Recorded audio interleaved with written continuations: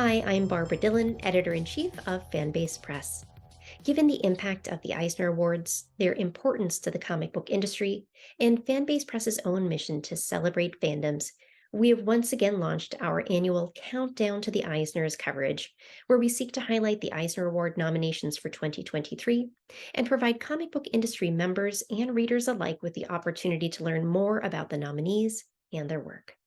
This year, we are releasing 3 videos of conversations with industry professionals about why the Eisner Awards are personally impactful, which nominee may be the most interesting to them, and why the average comic book reader should take notice.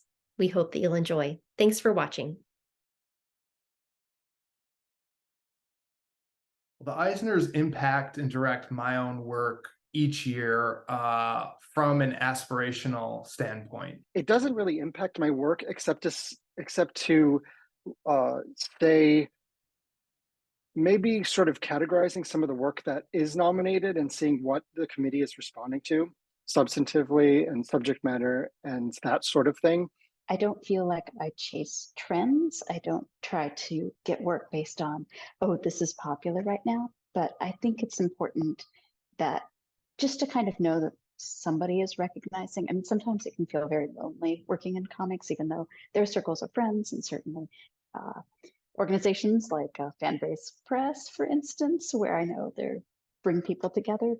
I think it's a great indicator and it's a great focus on what the community may think is important at that time. Every year, I look at the Eisner nominees as the benchmark of excellence in the medium. Certainly something that I should aspire to shoot for in my comics and my stories. I love to see what the people I know have been working on all year, or, for in some cases, years before that. So for me, the Eisners are a window into this plethora of exciting projects. This year is a little different as I received my first nomination for an Eisner for my limited series Ripple Effects. Being on the nomination list, I've looked a lot more closely at who got nominated. So the impact has been monumental. It's been mind-boggling, thrilling, and just surreal if I had to pick one word. All those years of looking at the list, I certainly didn't think I would be there this year. It's good to know somebody's paying attention to your work, and I never make anything hoping for an Eisner, but it is important to know that in the group of people there is a something to strive for, and that someone somewhere is taking notice. But for the most part, I just write the stories I want to write. And if this nomination process comes along and they're included in them, that's wonderful.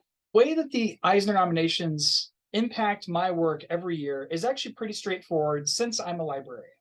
So naturally, the Eisner nominations generate new interest for new people in the nominated titles and in the nominated creators. And so then it's my job to provide access to those materials, to those titles, to those creators, and put them into the hands of readers. We're looking at awards to help bolster which titles we're going to order. And I think it's really important for educators, parents, caregivers to, especially in this climate right now, to see that something has been vetted by an award this big. And I consider the Eisners, as do a lot of people, the sort of the Oscars of the comics industry. And it gives us really good insight into what comics are going to be on the shelves for years to come, which ones our patrons are going to come and asking for. Because, you get that sticker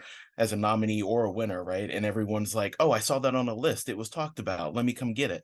So it really kind of drives comics collecting, not just this year, but in terms of what stays on the shelf, too. I try to get as many good quality books as well as just, the fun superhero kinds of things. So sometimes that means special displays that we do in the library.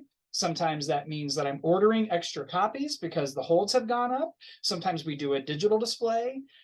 Sometimes that means we do a blog post. Sometimes that means I create brand new collections for libraries across the country through my position at Brodart. I also like to see which of those works are available in different forms, how they're available. So as a professor, I'm always looking for accessible materials and how I might get some of my favorites into the hands of my students. So for libraries, I think this type of award is just, it's invaluable. The nominations list really helped me see, am I on track for the year? Where is there a hole that I should try to fill in? So I've been doing this for a long time. I do pay a lot of attention to the nominations lists and use them.